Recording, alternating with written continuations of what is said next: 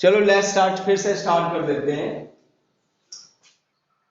There is two types of terms, एक होता है वेरिएबल और एक होता है कांस्टेंट।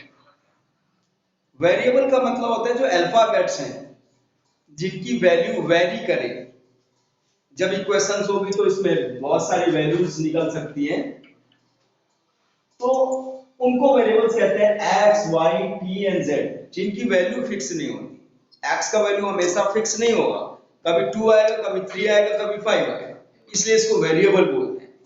और कांस्टेंट टर्म का मतलब होता है एक फिक्स नंबर, जो कि कभी जिसकी वैल्यू कभी चेंज नहीं होती।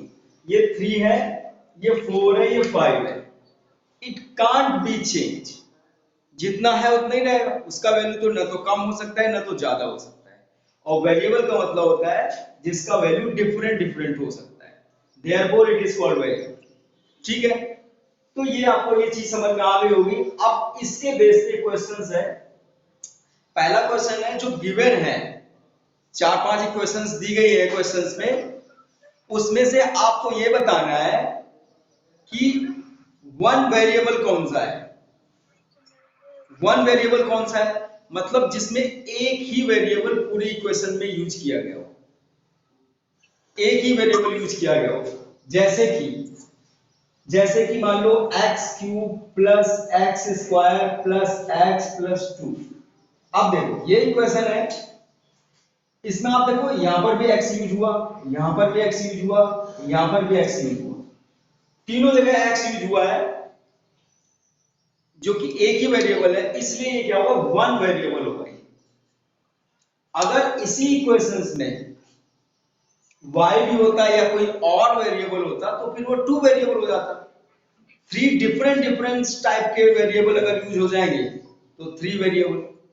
जैसे कि क्वेश्चन नंबर फर्स्ट है, इसमें आप देखोगे जो फर्स्ट है 4x square minus 3x plus 7, इसमें आप लोग देख रहे हो सिर्फ x यूज हुआ है, इसलिए किस तरह का पॉलिनोमियल हो गया, वन वेरिएबल।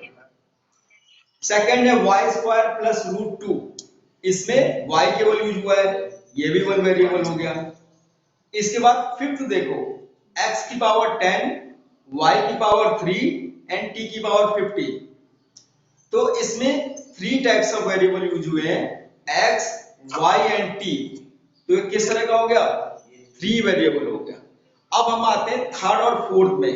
थर्ड फोर्थ में आपको देखना है, एक्चुअल में थर्ड और फोर्थ पॉलिनोमियल ही नहीं है, वेरिएबल तो बहुत दूर की बात है, पॉलिनोमियल ही नहीं है। तो कैसे कैसे आपको पता चलेगा कि ये पॉलिनोमियल है या नहीं। ठीक है, तो इसके लिए आप क्या करोगे, जो भी वेरिएबल है वो एक परफेक्ट पावर होनी चाहिए, यानी कि इसे रूट में ना हो। इसका मतलब होता है t की पावर 1/2, ऐसा इस तरह की पावर्स नहीं होनी चाहिए, या फिर जो वेरिएबल है वो अपॉन में नहीं होना चाहिए। अगर ये चीजें हैं तो फिर वो इक्वेशन पॉलिनोमियल नहीं कंसीडर की जाएगी। जैसे कि थर्ड में आप देखो जो t है उसमें रूट लगा हुआ है, रूट लगा हुआ है, इसलिए ये पॉलिनोमियल नहीं है। फोर्थ में देखो आप 2/y है, y यानी कि एज अ डिनोमिनेटर यूज हुआ है, इसलिए ये पॉलिनोमियल नहीं है। Clear is it?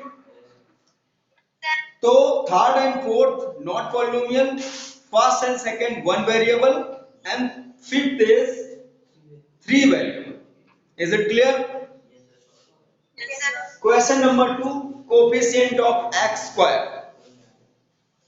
आपको कोफिशिएंट बताना है, और वो भी किसका, एक्स स्क्वायर का। जैसे कि क्वेश्चन लिखी गई है, मैं लिख देता हूं यहां पर इस तरीके से +3, ये कोई इक्वेशन है। तो एक्स स्क्वायर का कोफिशिएंट पूछा है, तो सबसे पहले we will find out X square, कि एक्स स्क्वायर उस इक्वेशन में कहां पर है। तो हमने देखा यहां है नहीं, यहां है नहीं, इस जगह एक्स स्क्वायर है, वो यहां भी हो सकता है, कहीं भी हो सकता है। अब उसको कौन सा नंबर सपोर्ट कर रहा है, उस नंबर को बोलते हैं कोफिशिएंट। तो इसको कौन सा सपोर्ट कर रहा है, 2, तो फिर क्या हो गया, 2 हो गया आपका कोफिशिएंट ऑफ एक्स स्क्वायर।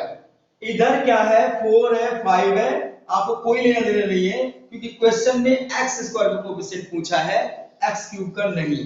इसलिए हमें एक्स स्क्वायर के साथ कौन सा नंबर सपोर्ट कर रहा है सिर्फ वो देखना है।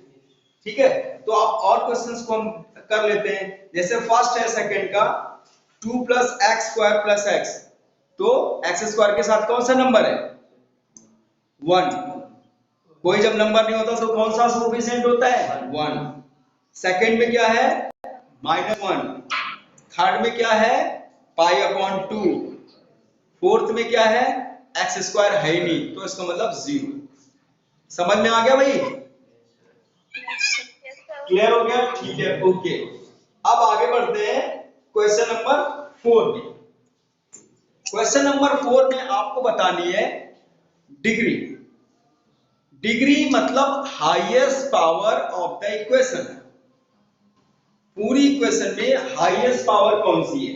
चलो मैं ये वाली इक्वेशन दोबारा से लिख देता हूं, 4x³ प्लस 2x² प्लस 3। अब आप देखो, यहां पर 3 पावर है, यहां पर 2 पावर है, यहां पर 1 पावर है, कोई पावर नहीं तो इसका मतलब 1। अब इसमें हाईएस्ट कौन सी है, 3, तो डिग्री इसका क्या हो गया, 3 डिग्री हो गया। इस इक्वेशन का डिग्री कितना है, 3। ठीक है ना। इसी तरह से अब आगे आप देख लो अपने बुक में, आपको क्वेश्चन पहला है 5x³ plus 4x² plus 7x, कितना डिग्री हुआ, 3। सेकेंड क्वेश्चन देखो 4 माइनस y², कितना डिग्री हुआ, 2। पावर देखना है, पावर हाईएस्ट पावर 2। थर्ड में 5t माइनस √7, यानी वेरिएबल की पावर, t की पावर कितना है, 1, तो इसका कितना हो गया डिग्री, 1। और 3 एक कांस्टेंट टर्म है, इसलिए इसमें कितना होगा, 0। Clear. Question number 5। Question number 5 में आपको बताना है कि जो इक्वेशन है, given equation is linear, quadratic और क्यूबिक, इन तीनों में से किस तरह की इक्वेशन है। तो सिंपल सा क्वेश्चन है ये, और इसका आंसर भी सिंपल सा ही है। कैसे, अगर डिग्री 1 होती है तो उस इक्वेशन को बोलेंगे लीनियर, अगर डिग्री 2 होती है तो उस इक्वेशन को बोलेंगे क्वाड्रेटिक, और अगर डिग्री होती है 3 तो उस इक्वेशन को क्या बोलेंगे, क्यूबिक।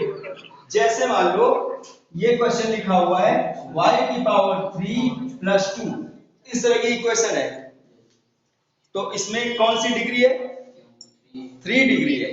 3 डिग्री है तो पॉलिनोमियल को क्या बोलेंगे, क्यूबिक पॉलिनोमियल। क्या बोलेंगे, क्यूबिक पॉलिनोमियल।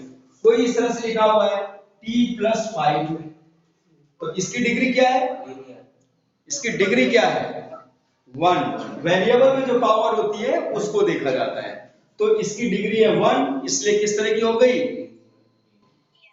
लीनियर हो गई। अब क्वाड्रेटिक, ऐसे x² प्लस 5x प्लस 2, ये इक्वेशन है, इसकी डिग्री क्या है, 2 है, इसकी डिग्री 2 है, तो ये किस तरह का इक्वेशन हो गया, क्वाड्रेटिक इक्वेशन। तो ये है आपका, समझिए पूरा एक्सरसाइज हो गया। क्वेश्चन नंबर 1, 2 एंड 4 एंड 5, ये सारे क्वेश्चंस हैं, आप इसमें से देख सकते हैं क्या क्या है क्या क्या नहीं।